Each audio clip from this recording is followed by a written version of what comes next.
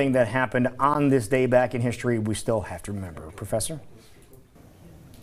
Good morning. You may find it hard to believe that it was more than a quarter century ago on November 1st, 1991, that a disgruntled graduate student at the University of Iowa took revenge, killing 4 faculty members and 1 student, seriously wounding another student before taking his own life. And that's because, for many, it still seems like only yesterday that it happened. That Friday afternoon was a bit chilly and there was snow in the air in Iowa City. Then, as now, Friday afternoons were often a time on campus for meetings and getting ready for the weekend. Gong Lu was a 28-year-old who came to Iowa City from China and received his doctoral degree from the university the previous spring. However, he was angry because his dissertation did not win a prestigious campus award, and he blamed his lack of employment after graduation in part on that fact.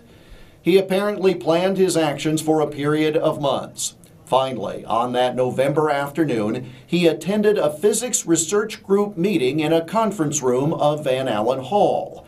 Shortly after the meeting began, Lu shot and killed 3 people: Professor Christoph Gertz, Professor Robert Smith, and graduate student Lin Hua Shan. He then went to the office of the department chair, Professor Dwight Nicholson, and killed him. Not satisfied, he then walked 3 blocks to Jessup Hall, killing Associate Vice President for Academic Affairs T. Ann Cleary and seriously wounding student employee Mia Rodolfo Siosen.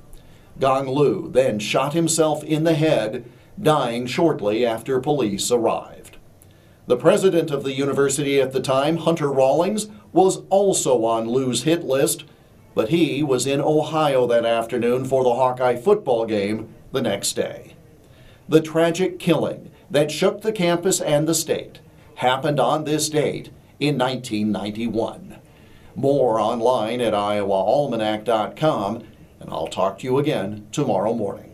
Yeah, it's one of those things that you don't want to, but you need to remember things that happen. It's part of our history. Yeah, and everybody knows where they were. If you were in Iowa when that happened, you know where you were when you heard the news about this. Again, you want to go back and just refresh your memory as to what did happen. Iowa Almanac has that information from today's episode as well as all the previous episodes. The really scary thing is that wasn't heard of when it happened back in the early 90s, but now unfortunately it's becoming much more common. Yeah. So thank you, Professor Jeff Stein, for teaching us every day about something that's part of our history. All right, let's take